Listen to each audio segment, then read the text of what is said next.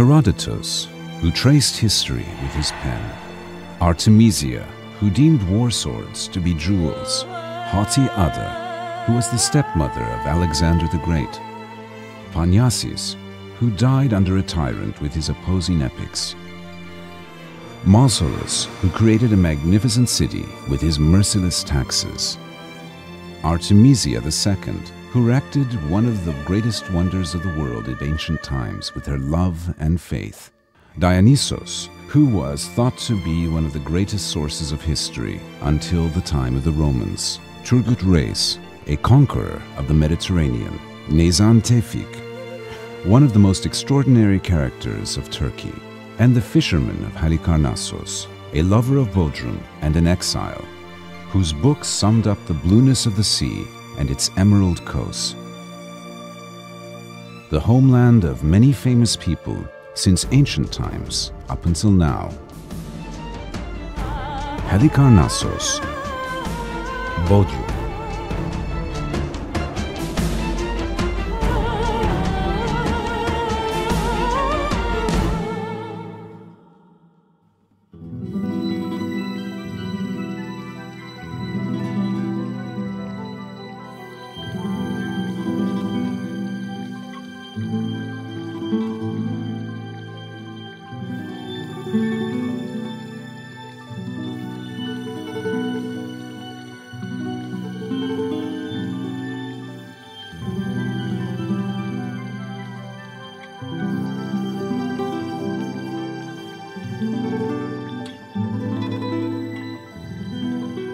It is surrounded by high hills. Its sheltered environment is suitable for settlement. The harbors support communication and defense, with its soil that is overabundant for 4 seasons. Bodrum. In ancient times, West Anatolia was divided into 3 parts. The Caria kingdom, which was within the mountainous area that covers today's Muğla city and Aydın south. The Lydia kingdom, which was within the middle, and the Misya kingdom, which lay in the north.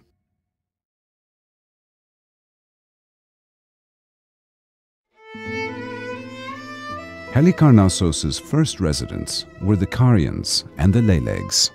The ancient Greeks described the Carians and the Leylegs as being the oldest nations of the Aegean region. Homer said in his epics that the Carians and the Leylegs were originally from Asia and lived in the Halicarnassos area.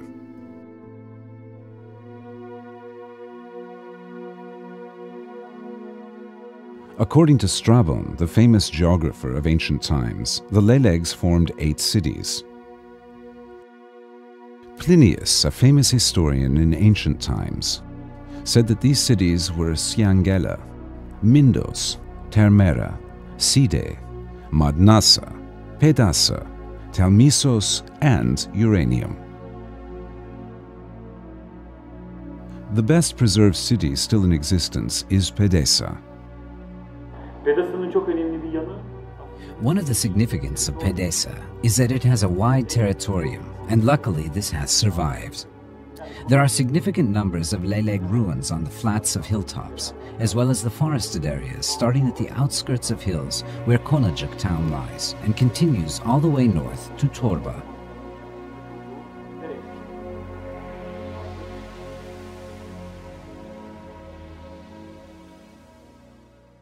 The first settlement in Halicarnassos was on a small island called Zephyria, which was close to the coast. It is assumed that Zephyria took its name from the god Zephyros, who was famous for his offshore breeze. Later on, the island was joined to the mainland. Today, Zephyria's remains are thought to lie under the Bodrum castle. Halicarnassos was a member of a 6-city federation between the end of the 8th century BC and the beginning of the 7th century BC. The cities of this federation were Knidos, which was the capital, Kos, Kamiros, Iliassos, Limnios, and Halicarnassos.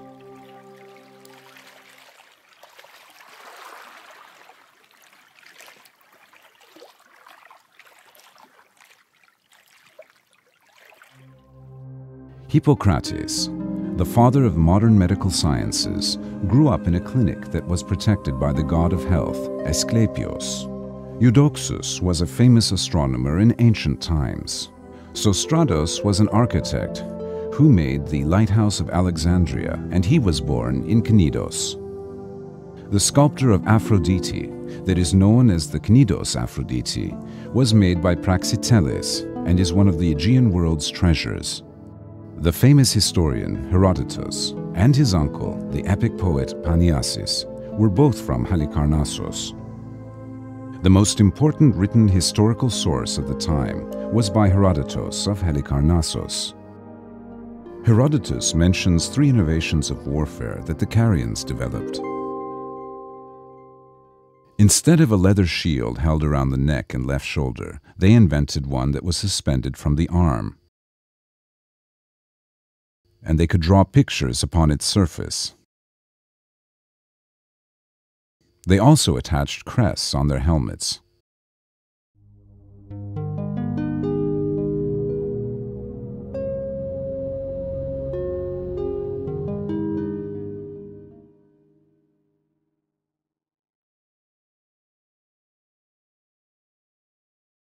The Persians wanted to conquer the ancient world and make the nations their slave. Hence they turned on Lydia.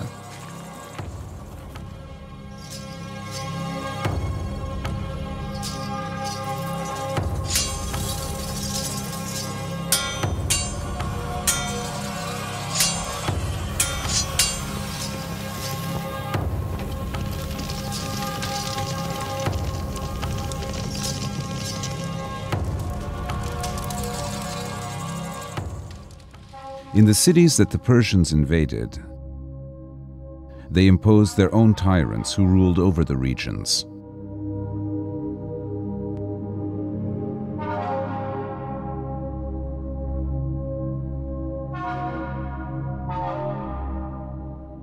Herodotus wrote in detail about Artemisia I, who was the daughter of Lygdamis. She fought in the Battle of Salamis against Greece alongside her father Lygdamis. I appreciate her, although she was a woman. She fought in the Greek War. Her husband was dead. Her son was young. She was ruling over the city by herself. Her initiative, her masculine fearlessness, took her to the war, even though it wasn't necessary. Her name was Artemisia, the daughter of Lygdamis, from Crete on her mother's side. She ruled over Halicarnassos, Kos, and Neros. She had the greatest ships after the sailors of Sidon. She gave the best advice to her father. In 480 BC, the Persian king Xerxes continued his wars against Greece. He led his navy as admiral.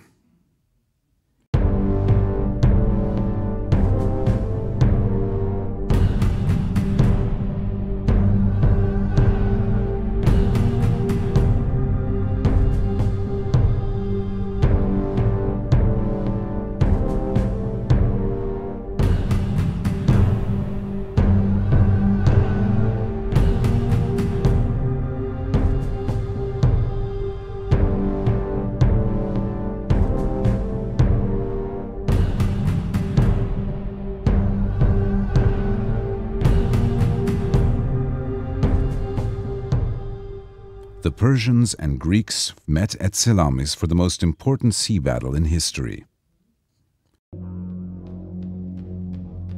Both of the navies were damaged terribly in this battle, which could have spelt the end of Greek civilization.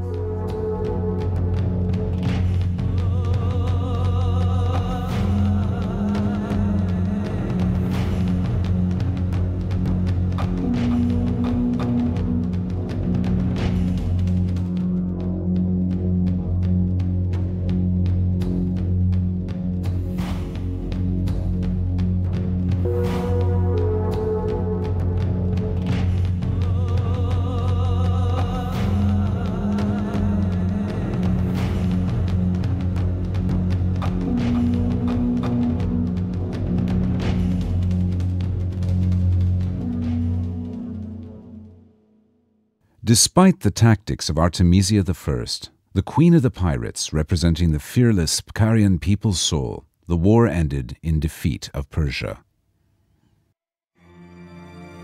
Artemisia I. Herodotus praised her for her fearlessness. This woman hero, the commander of powerful navies, helped Halicarnassos city to be remembered and renowned until now for having a power that made the world tremble.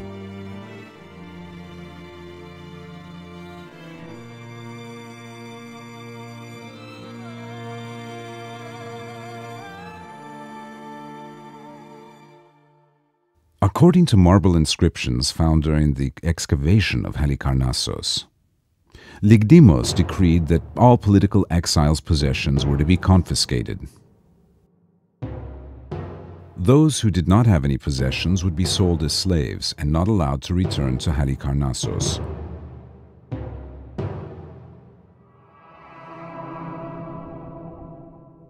After the tragic death of the epic poet Paniassus, the most famous historian after Homer, who was deeply affected by the Caria people who were enslaved and ruled over with pressure, the historian Herodotus also was expelled from Halicarnassos because of his opposing opinions. Herodotus lived between 490 to 425 BC, like Paniassus' friend Sophocles, and was born in Halicarnassos. He made investigations as a traveler. He wrote 9 books in the Ionic language, which told about the events that he lived through or witnessed. He called the books the Investigations of Herodotus from Halicarnassos. Although sometimes he made quotations from Homer, Herodotus is known as the father of history. He wrote in a poetic style, having been influenced by his uncle. Herodotus shone light on the world before the time of the Romans. Another important character from Halicarnassos who is mentioned by Herodotus is Mausoleus. He is remembered after his death, not only for being clever, but also for being ruthless and having created one of the 7 wonders of the world. After Hecatonsos's death, his son Mausolus ascended the throne as his father's successor. He chose Halicarnassos as the capital due to its harbor's suitability for sea trade and the natural environment that allowed for easy defense. He reconstructed the city under a new plan.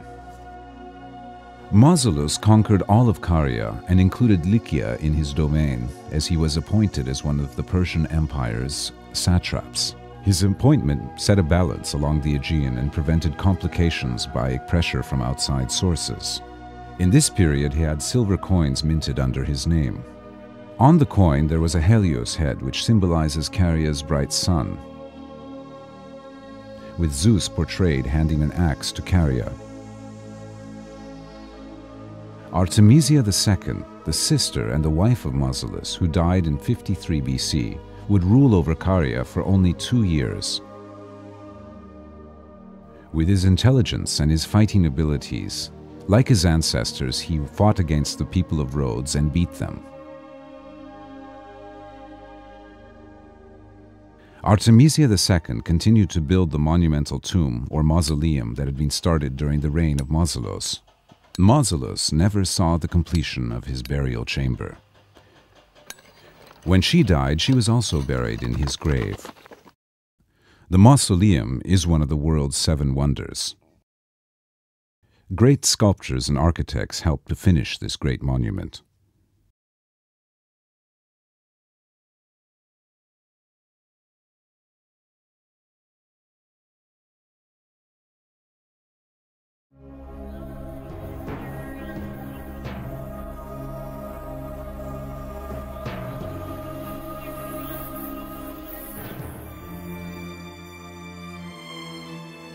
All the detailed information that we have now comes from Plinius, who wrote during the time of ancient Rome. According to Plinius, the artists were assertive architects. They eventually created one of the 7 wonders of the ancient world.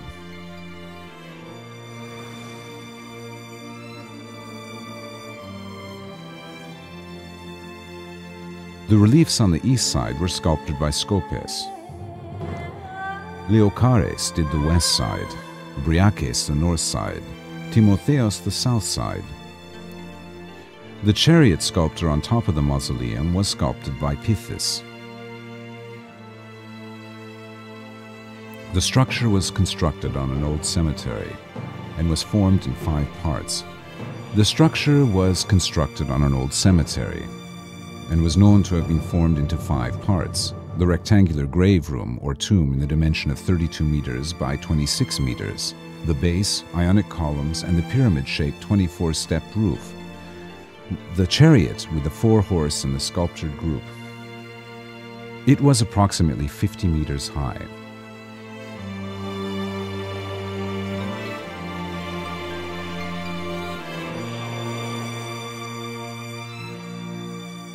The author Lucianos from Sisam made Mausoleus and Diogenes say in a dialogue between them,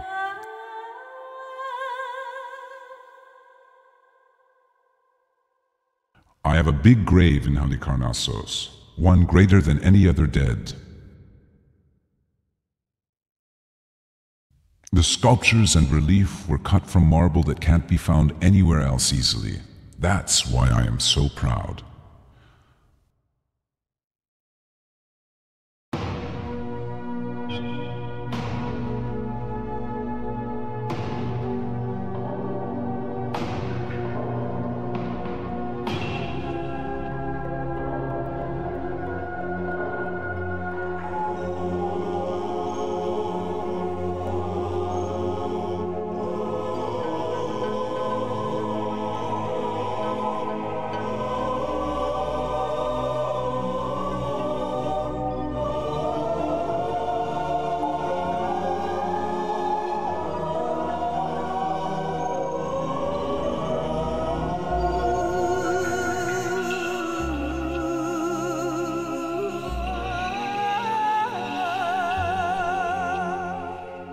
The Mausoleum, a monument of love, faith, and pain.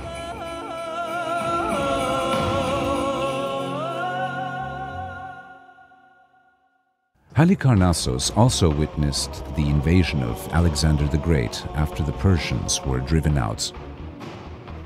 Alexander the Great and his Macedonian soldiers entered the Caria region with great destruction. The people of Halicarnassos resisted against the Macedonian invasion. They made a last stand at the Mindos Gate. Alexander the Great would only enter Mindos after a long and expensive siege that lasted for many months. He pillaged and destroyed the resisting city entirely. It is in this period that Queen Ada, who was exiled by her brother Pygsadoros to the city of Alinda, became important. Queen Ada gave the city of Alinda, over which she was ruling, to Alexander the Great and requested from him that he accept her as his stepmother.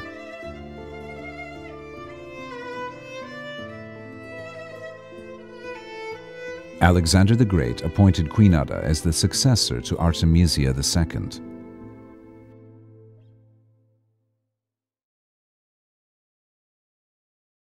In this period, the Persians were driven out of the region, and all of it was ruled by Alexander the Great and his Macedonian generals. Halicarnassos also lost its importance in this period, whereas before it had been a center of the Persians. After Alexander the Great's death, the city came under the rule of Egypt.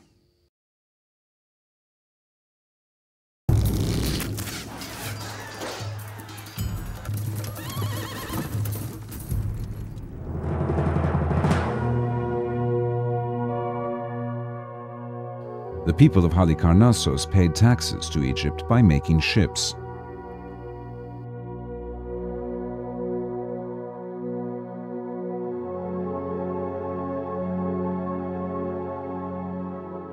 The ancient theater, excavated by Professor Dr. Ümit Serdaroğlu, belongs to the 4th century BC. It was created during the time of Mausolus.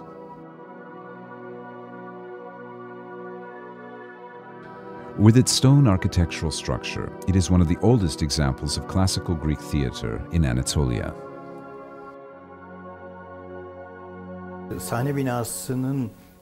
As we were examining the stage building, we discovered that Bodrum Theatre is in fact older than Priene Theatre near Söke, which is accepted in the literature as being the oldest theatre in Anatolia. Because, as far as I can see, there exists a similar structure in Epidaros in Greece. In terms of planning, they are very much alike. The theater was formed from 3 parts and has 12,000 to 13,000 person capacity. There is a stage building, a stage, and seats.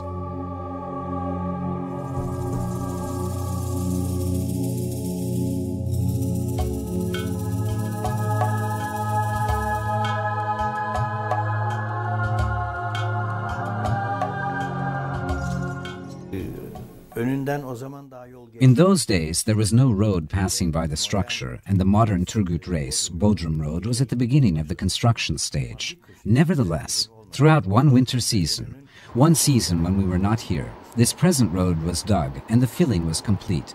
There is only 10 to 12 meters of space between the stage and the roadside. Unfortunately, we did not have the chance to interfere with the process. We have also determined that originally the stage building was a single-story building. Even so that we have located the base of one of the 2 columns, which must have been used to support the double roof above the middle entrance of the single-story stage. From that, we gathered that the skeni, that is, where the actual space where the plays were staged, has been restructured and another floor was added at the time of the Romans. Later, the 2nd and 3rd floors, which were supported by smaller-sized columns and corbels, were built. This is a specific feature of Roman art, but there are no other changes. The structure was otherwise untouched and still stands in its original form.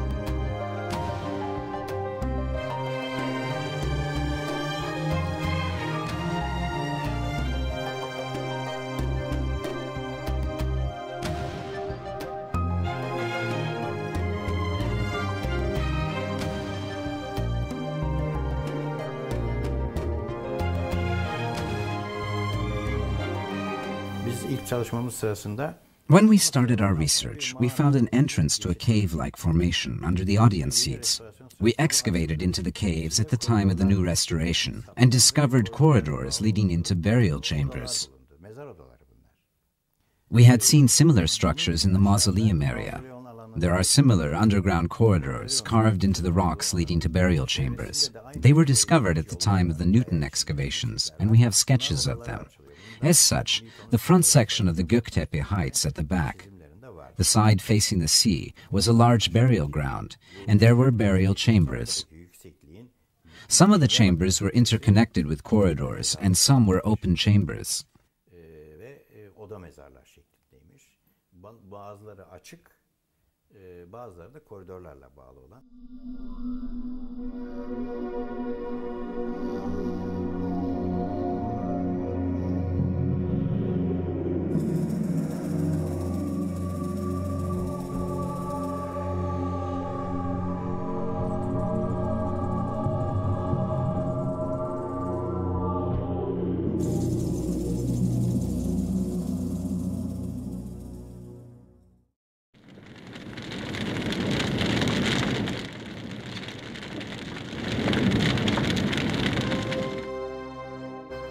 After 129 BC, Halicarnassos was ruled by Rome. It was conquered after its pirates were defeated by the Romans. After it was conquered by Rome, Halicarnassos went through a difficult period.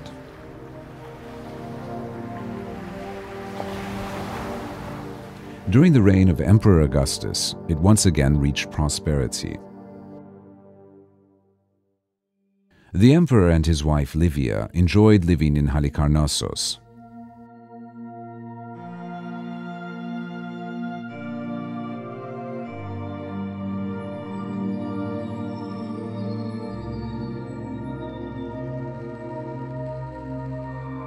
The Roman author Vitruvius visited the city and told about Halicarnassos in his works. He provided important information that is with us to this day.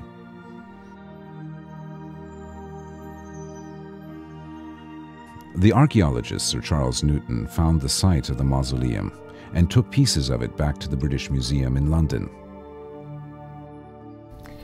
We're sitting in one of the ancient streets of Halicarnassos. When Mausolus built the mausoleum, he also created an entire new city with a new street plan, grid plan. So one of the first things I was interested in after working with Professor Jeppesen on the mausoleum was to find out about how did the street plan, the city of Mausolus, look like. We know that Mausolus now, we know that he made a very new and modern street plan in which all streets meet each other in right angles. And we know that Tokore's Jadisi was the main avenue, which was 15 meters wide.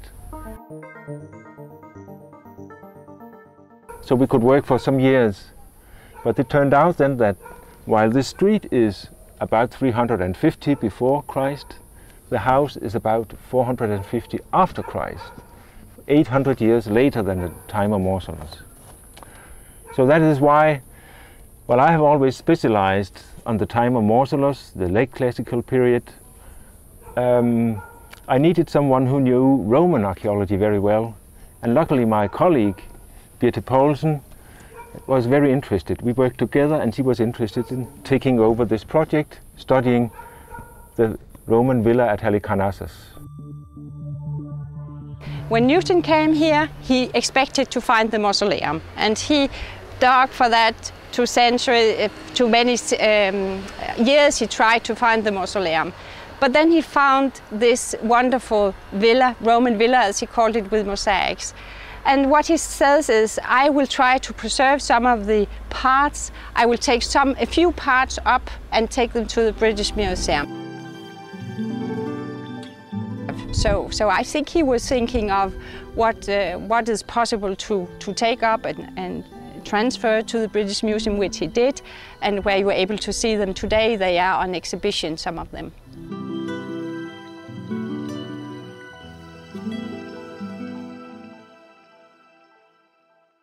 2,000 years ago, in year 1 BC, a delegation from Halicarnassos, today's Bodrum, goes to Rome. Their purpose is to extend their respect to the Romans. They declare that they want to build a temple in Halicarnassos.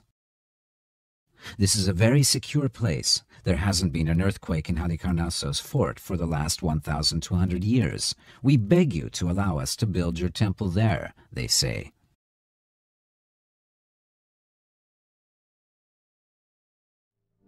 After 395 AD, Caria was ruled over by Byzantium, East Rome.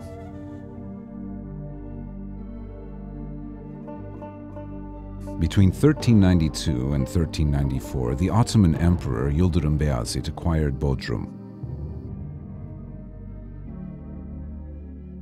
Crusader Knights of St. John, who defended the Holy Lands for the Pope,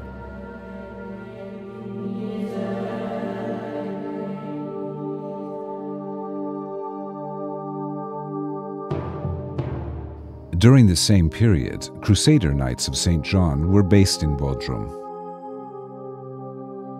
They not only controlled Bodrum, they also controlled 12 islands and the capital in Rhodos.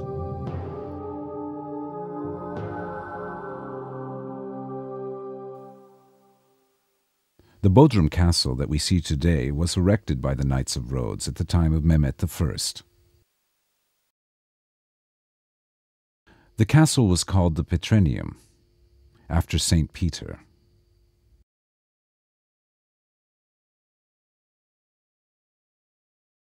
Today the castle is called Bodrum Castle, and Halicarnassos is called Bodrum. The site that the knights chose to construct their castle was joined to the coast.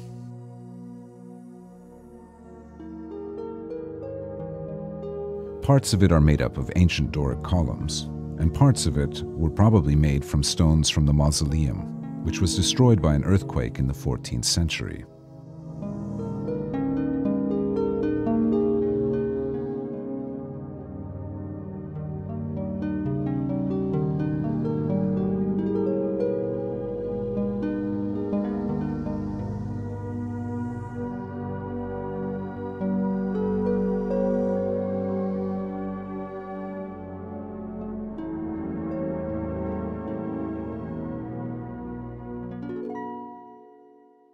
The castle was constructed by the German architect Heinrich Schlegelholt between 1415 and 1437.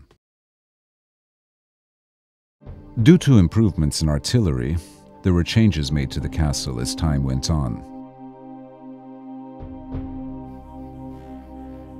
The Italian tower was begun in 1436. A moat was started in 1476. The English tower was completed in 1480. The greatest changes to the castle were made by its commander Pierre d'Aubusson between 1476 and 1508.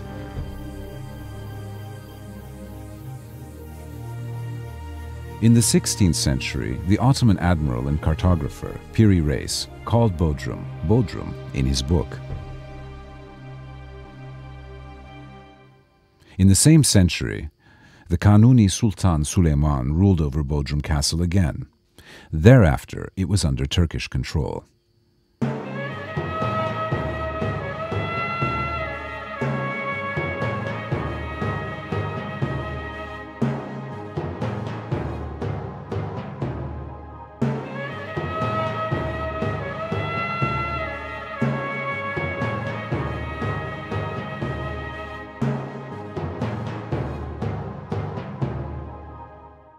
In the 17th century and 19th century, people made houses in the castle, where once this castle was used for defensive purposes against powerful navies.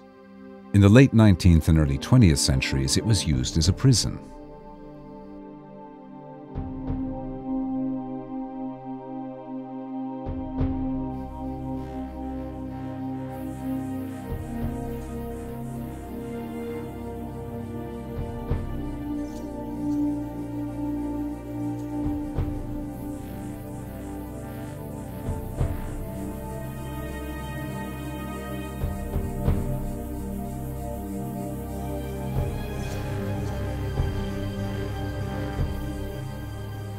Bodrum became a current issue in World War I.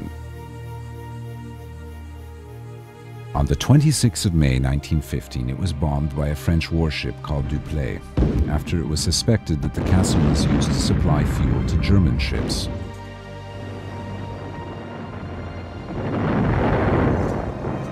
The castle suffered serious damage. All people were evacuated from the castle. In 1749, the English lord Charles Mont and his team visited Bodrum. This lord spoke of the castle around Bodrum in detail. While he was telling about the castle, he mentioned the armorial bearings in the castle. He emphasized especially the relief relating to Greece and the Amazon War. He told that these reliefs might belong to the mausoleum.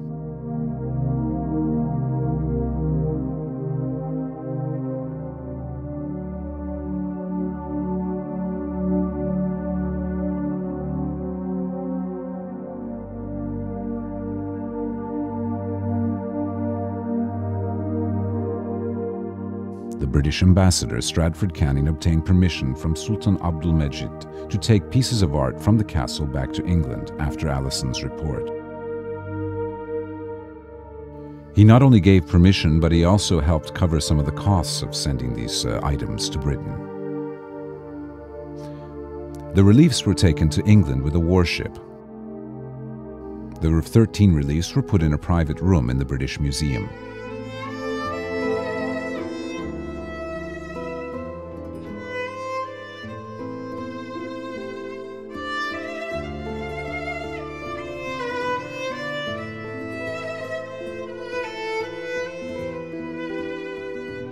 In 1856, an Englishman named Sir Newton visited Halicarnassos. Sir Newton was in charge of the British Museum. He was an archaeologist and specialized in Greek and Roman history. He was sent by the British government, and his duty was to determine some of the ancient arts in the area. After his studies, he took some of the arts that belonged to the mausoleum to England. This period caused us to lose our cultural inheritance unconsciously.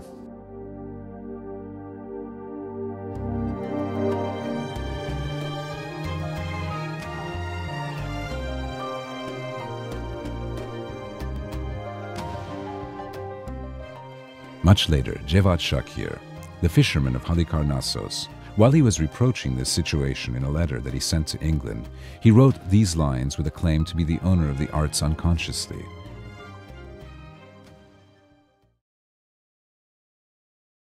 The pieces in London are a part of Bodrum's heritage. They mustn't stay in London. It is better to get them together here, where they belong. The Queen passed this request to the museum manager. Thereafter, she read a letter. A few months later, the museum manager sent a letter to the fisherman of Halicarnassos and asked if he was teasing with his request. "We have taken your request seriously. We have made scientists examine the stone structure, and it is true that they are matching with the Bodrum blue. Because of this, we have painted the walls of the exhibition room to those arts exhibited in Bodrum's blue. We thank you for your attention."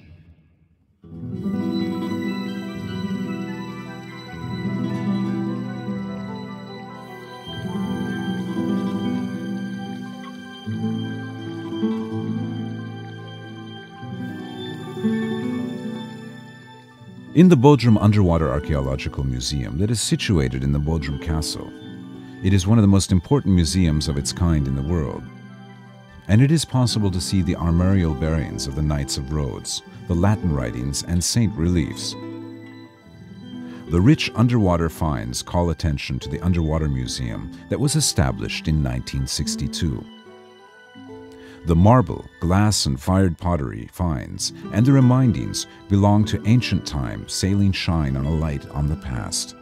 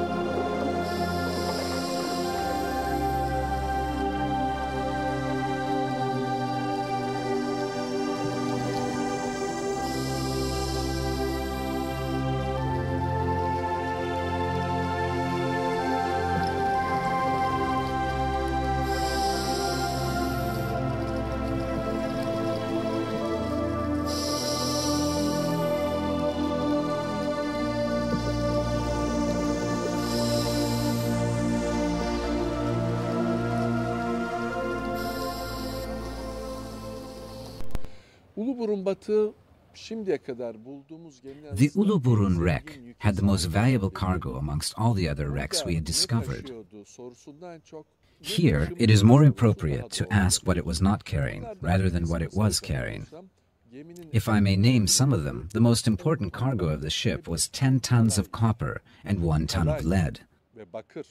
Copper and lead are still valuable metals. However, if we consider that 11 tons of bronze could be made out of 10 tons of copper and 1 ton of lead, we could better understand the importance of such cargo. I should like to remind you that the Uluburun ship sailed in the 13th century, at the time of a very important historical event, the Trojan Wars. That can only mean that 11 tons of bronze was almost definitely sufficient amount of metal to arm an army of the size which fought at the Trojan Wars. Muhtemelen o Troya savaşlarında savaşan bir orduyu donatabilecek yeterlikte metal oluşturmaktaydı. Amphoras were the vessels which we could liken to tin boxes used today in truck transportation. Just as if we carry some goods in tin boxes in our day, amphoras were used to carry goods. Of course, most of the cargo would be olive oil or wine. However, amphoras were not only used for these liquids. For example, an amphora we have recovered from the Uluburun wreck contained glass beads.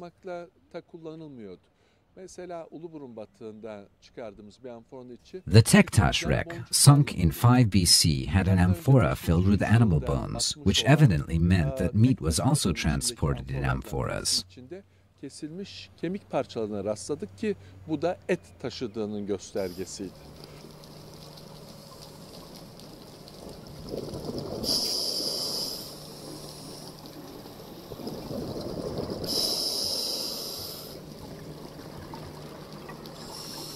Turgut Reis'in 3 mil kadar batısındaki There is a shallow bank next to Yassıada, about 3 miles west of Turgut Reis. The shallow does not start immediately by the shore, but is situated about 200 to 300 meters west of the island, lying 1 meter under the surface. And throughout history, ships, trying to avoid sailing close to the island, have ran into the shallows and sunk. From the data we have gathered, there are the remains of at least 26 ships in the area. En azından 26 tekne burada izini bırakmıştır.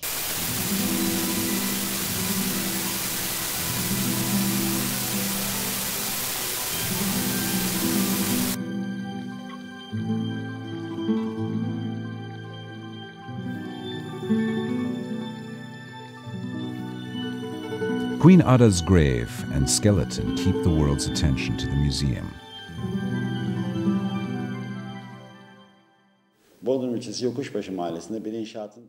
I have found that burial tombs were discovered while foundation works of a building were being laid in the Yokuşbaşı suburb of Bodrum. When we opened the lid of the sarcophagus, we saw an intact skeleton with a golden crown and golden artifacts.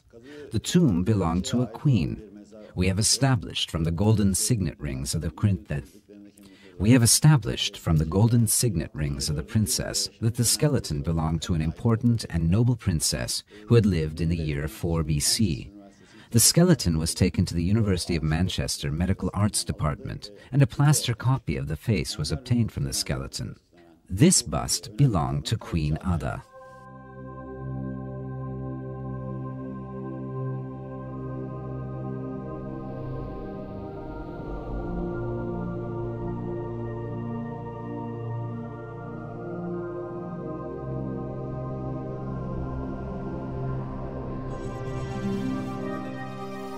The revived Ada, who stands in her magnificence in a room where she lived in history, and with her jewelry, are among the most important parts of the museum.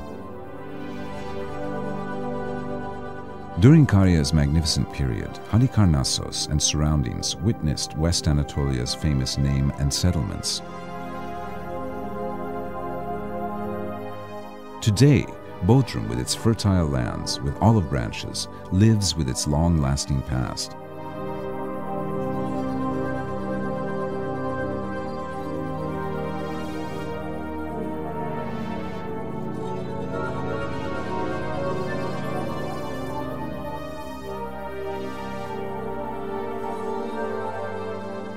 In the city, the old Ottoman structures remain in the city.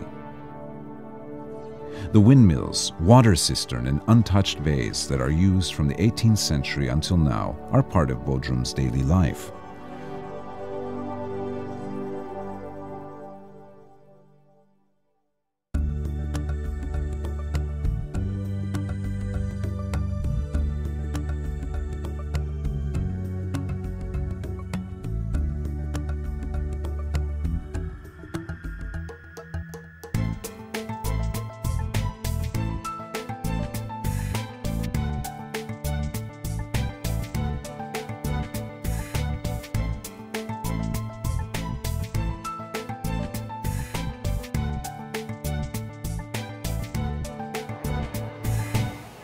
The Bodrum Peninsula is shining from the local and foreign artists who are a part of Bodrum.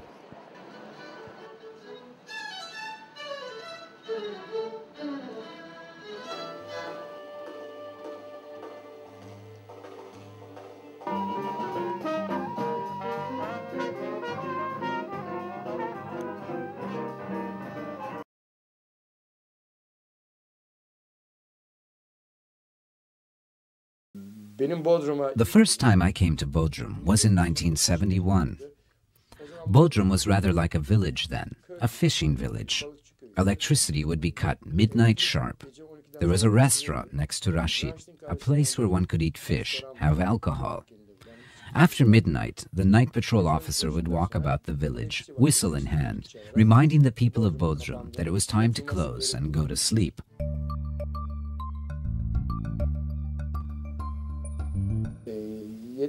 We discovered Görköy after 1975. It took 3 hours by minibus to get there from Bodrum center. There could only be one trip each day from the village to Bodrum. There was no electricity in Görköy. The refrigerators worked on bottled gas. In those days, Görköy was an incredible place. So was Türkbükü. It was a small fishing bay where no one would care to go. Now, this house is the oldest house in the village. It was dilapidated before we restored it to its original form. It is now the museum of the village, and I am the caretaker of the museum.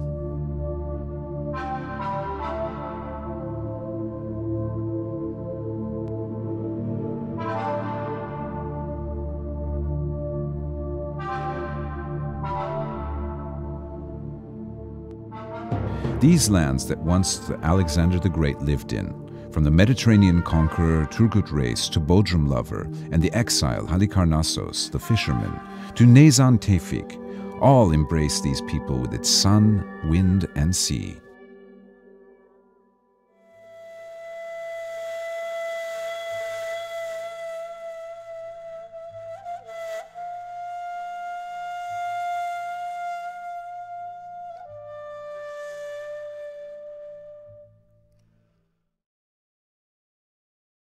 Today, Bodrum is the favorite tourism and entertainment place with its unequaled bays such as Bitez, Gümüşlük, Bardakçı, Aspat, Torba, Adaboğazı, Yalıkavak, Gündoğan, Güvercinlik.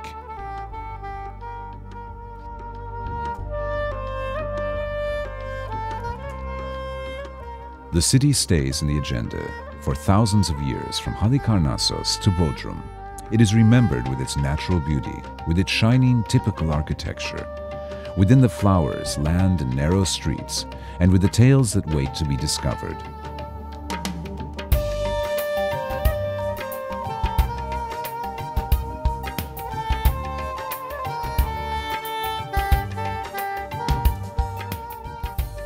The Aegean Sea witnessed to these lots of words since ancient times.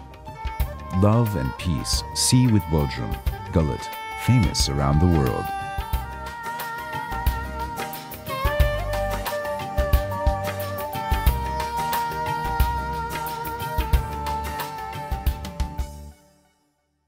Karya's sun never sets. Until ancient time, pirates, Persians who made the world kneel down, Macedonian soldiers who wanted the universe, and Turkish sovereignty continues for centuries on these lands that lots of civilizations passed from.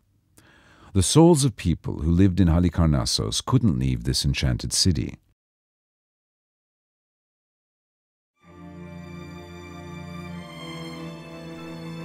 Herodotus is always with us. continues to freight the history with line P. The poet Paniasis keeps saying peace songs, for some can confound reason between Kos and Halicarnassos. Artemisia tries to protect her people and her country from all badness with a mother's care.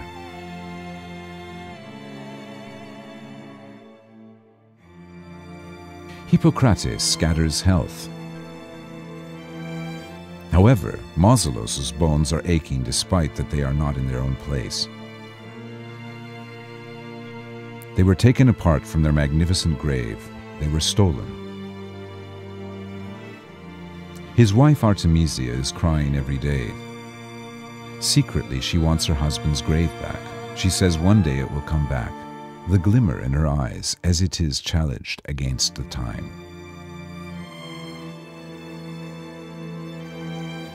The fisherman of Halicarnassos nodding his head from the castle's opposing tower.